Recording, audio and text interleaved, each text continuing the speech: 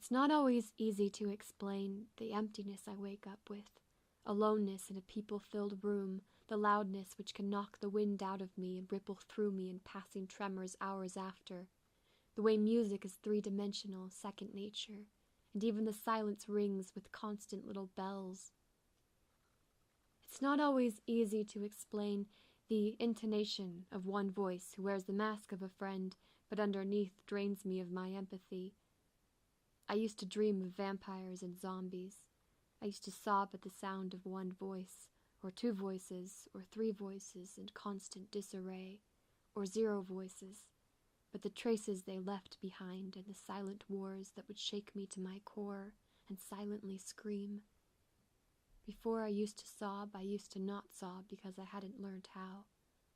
Does anyone teach you how to feel? It's not always easy to explain or understand. I am not a victim. I am lucky. I am blessed. I have pain. I have loss. I am worthy. I am loved. I am not alone. It's not always easy to explain what triggers what, why closeness is sometimes claustrophobia, remembering someone sitting on my underwater head in the kids' pool, or how being underneath blankets without peepholes made me panic, like the darkness sometimes still does. But that is an old tale many of us know. It's not always easy to explain the reverberations, a phone call from one soul to the next. If I close my eyes and invite space, I can be a sculpture in the hands of molecules. What is perceived to be solid is not always solid against the touch of my body, and I might evaporate or burst into flames. I'm porous. I can become other people. I can know them in just one moment. I am an actor, and that is sometimes dangerous. It's not always easy to explain.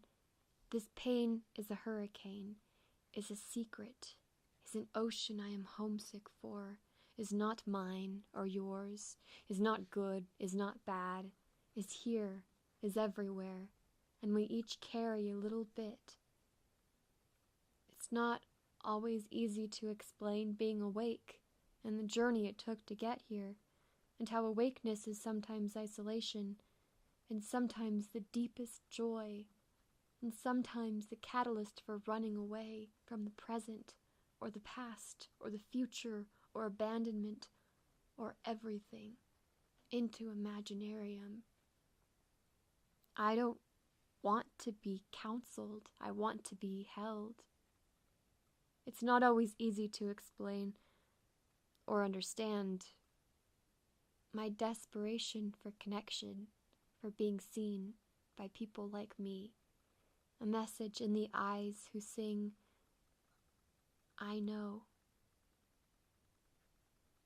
It's not always easy to explain or understand why some people call me brilliant, too sensitive, a burden, high-strung, seriously troubled, an artist. And yet, to me, I'm just me. And that is sometimes enough. When I'm jealous, when I want to be someone else, when I don't want to be sensitive anymore, I look in the mirror. I read this quote, something about the less and less one tries to understand life, the more one can live it fully.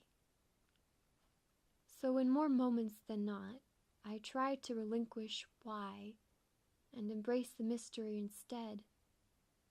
And when I look in the mirror, I sing to me, and I sing to you. I see you. I love you. I know.